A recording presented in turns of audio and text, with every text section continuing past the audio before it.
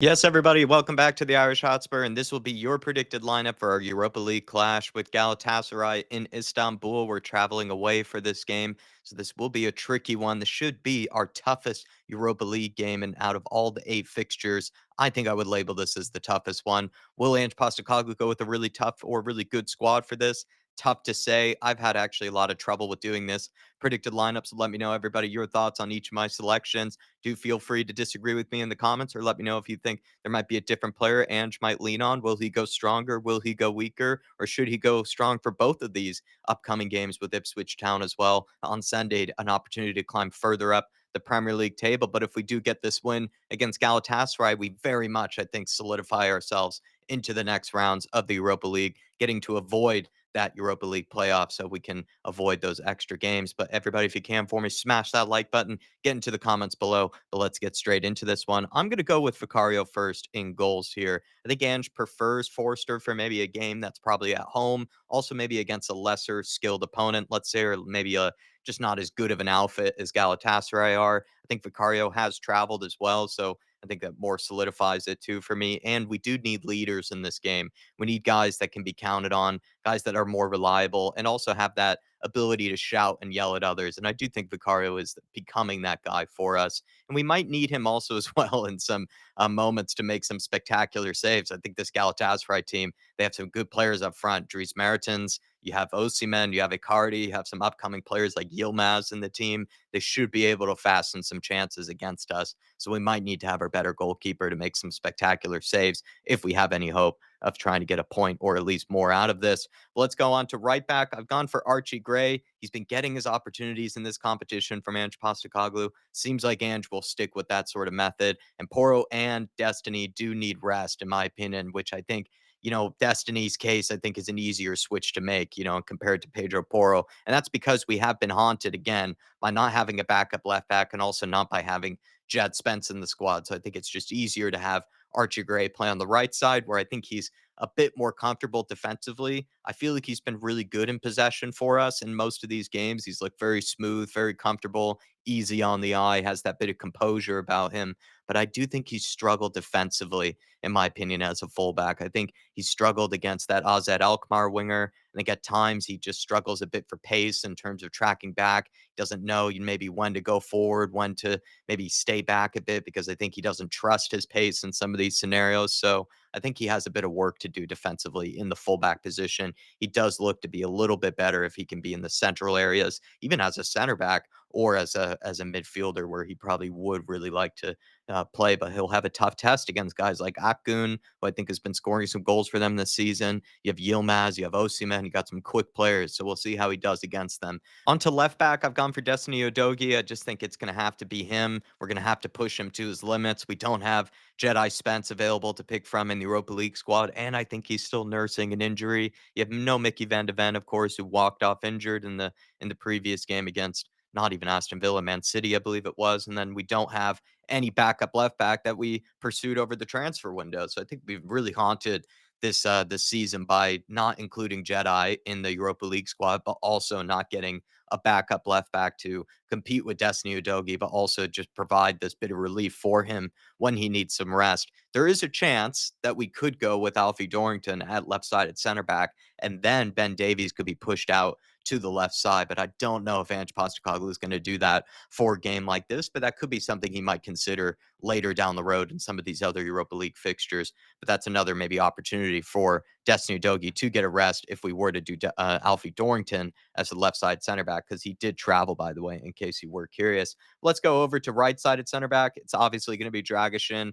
Great opportunity for him these next few games to kind of get some, faith from Ange Postecoglou, work on his game a bit. I think he has, the physicality and the pace and the athleticism that can make him a brilliant center back. But on the ball, in possession, which is a really important facet of Ange Postecoglou's team, I do think he can look a little shaky. Just doesn't look as smooth or as comfortable as Romero does or as Mickey Van de Ven does. Dare I say, even Ben Davies. I think Ben Davies even looks a little bit more comfortable on the ball than the likes of Dragishin. So these are great opportunities for him to come up against some quality quality opponents, get some confidence in his legs, and also as well work on areas that he's been needing to work on, such as in possession.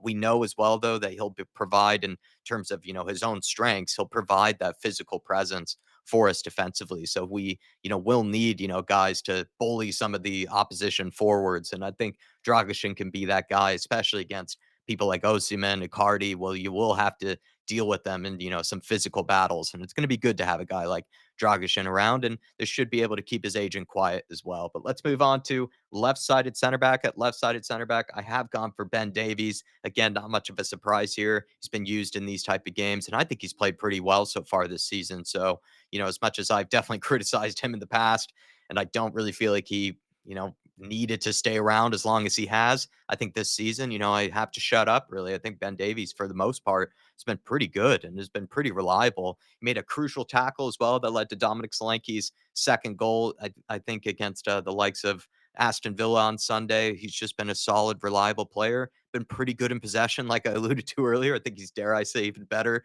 than Dragishin so far this season in that department. So let's just hope he has a final good season at Spurs. He ends off his Spurs career in a strong way. And I think this should be his last season at the club, from what I can tell by kind of the rumors and everything. So if he ends off this season on a strong note, good for him. But that's my back four. Let me know your thoughts on that. But let's go into the midfield now. Basuma's who I've gone for. I don't think he's been as good as Bentancur in the number 6 role, but he's still a decent player who Ange, I think, still trusts and still likes to lean on. I think also Ange as well might look to rest Bentancur for this game and then look towards the Ipswich Town game to really solidify a win. And then in that case, he might lean on someone like Bentancur, who I think has been a bit more reliable. But it could be the opposite. It could be the case that he sees this as a more important game, goes with Bentancur for the experience. He's been in European games before, whereas Basuma, not so much in his case compared to the likes of Bentancur, who, of course, had plenty of times at Juventus playing in some really high profile European games. So he might lean on Bentancur for this Galatasaray one and then actually surprise us with Basuma on Sunday. But that's what I'm going to go with. I'm going to say it's going to be Basuma. I'm really kind of, iffy on this. This is not one that I was very confident over, let's say. Let's go into Lucas Bergvall. I've gone for him as the one of the center mids in this 4-3-3 formation. He deserves minutes, but has probably fallen behind the pecking order in terms of number 10s. He's behind Decky, he's behind Madison, and he's starting to go behind Pab Montasar in terms of that box to box physical type player that can be in the midfield double pivot that Ange Postecoglou occasionally switches to. And also, I feel like, will Ange give Sar rest for a game like this? Considering that Pop Matasar has been one of maybe our best informed players in the past few games, he's been practically undroppable. So that's another decision I'm really kind of confused over and really, finding it difficult. Which player will he go for? Will he go for Bergvall because he deserves minutes, or will he go with Pop Matasar? Because Pop Matasar has probably been also as well one of our best Europa League players so far this season. He might even be our top scorer in the Europa League so far this season. So he's been brilliant. He's been playing really well recently. Do you, take him out, maybe take a bit of confidence away from him, or you just keep playing him, I guess is the question for you guys. Do you just keep rolling with him while he's hot, I guess is another term for it. Let's go towards the other center mid role, and I'm going to go for Madison in this game. Has probably fallen down the pecking order in terms of minutes. Kulusevski seems to be the preferred number 10 when he is going to go towards a double pivot, but I think in this game he will likely, go towards maybe more kind of number 10s in this sort of game. So a Bergvall and a Madison, or he might go for, I don't know, a Madison and a Kulusevski again. You never know. But Ant should look to him for experience in a game like this. He has played in Champions League games in the past, as well as I believe Europa League games for the likes of Leicester City. And it's also just a good problem to have, with James Madison being, kind of dropped down the pecking order. Hopefully he should be hungry. He should be in a way kind of ticked off, wanting to prove Ange Postecoglou wrong. And having him and Kulusevski as the two number 10s to really pick from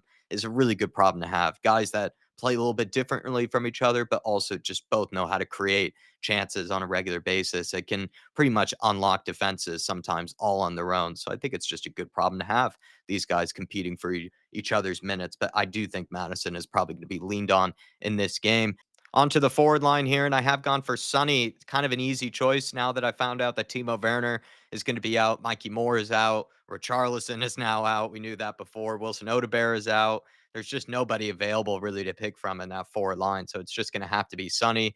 Ange Postecoglou took him out early in that Aston Villa game. I thought that was probably to preserve him for the Ipswich Town game, but I guess we'll just have to benefit from him being taken out early. And we'll have to use him in this game for Galatasaray, and then maybe Sonny could be given more of a rest against Ipswich Town, or gets at least the first half and then gets taken out for someone like a Mikey Moore, who would you would like to hope get some minutes, in some of these upcoming games. But unfortunately, he is out with a virus. So we're going with Sonny in the left wing spot, pretty much the only player that we could pick, really, to be honest. And then on the right wing, again, similar logic. One of the only players we really could pick to put out on that right wing, it is going to have to be Brennan Johnson. No Timo, no Wilson Odebear, no Mikey Moore, no Richarlison to pick from. Johnson has to pretty much just push himself through these next two games. He's had to work very hard, had to play a lot of minutes, which most players should be happy with, but you'd like to think that he's probably pretty tired at this point. And hopefully he's get given some rest over the international break, despite being, probably picked for the Wales squad. But you'd like, Brendan Johnson does need some rest. I think he's had to really push himself through these past few games. And so has Dominic Solanke, who is that's who we're going to go with up top. He was in the press conference apparently with Ange Postecoglou. I'm going to take a look at that, see what he had to say. But usually, if that's the case, then they are probably going to be playing in the game. Slanky deserves rest, but I think Ange will probably play him for around 60 minutes or so. Then maybe look to bring on someone like Lancashire to sub him on later. But he's never even played in a European game before. Solanke. So you wonder if he would be pretty hungry, despite being tired. You wonder if he would be hungry to play in a game like this one away from home, Istanbul, really huge European game. And he's a guy that hasn't played too many European games in his career. So I think he would probably be pretty motivated to play in a massive fixture like this one. And like I said, Lancashire probably at some point will come on to relieve him and give him some rest. But there's your predicted 11, everybody. Do let me know if you disagree with any of the ones that I've included in this video. Feel free to smash the like button as well, because I did have to go back and re-record this because I didn't know about the Timo Werner situation or the Mikey Moore situation. And I'll be seeing you for the match day festivities, the pre-match build-up, and the watch-along. Come on, you Spurs, in the big Ange we trust. We never stop. See you, everybody.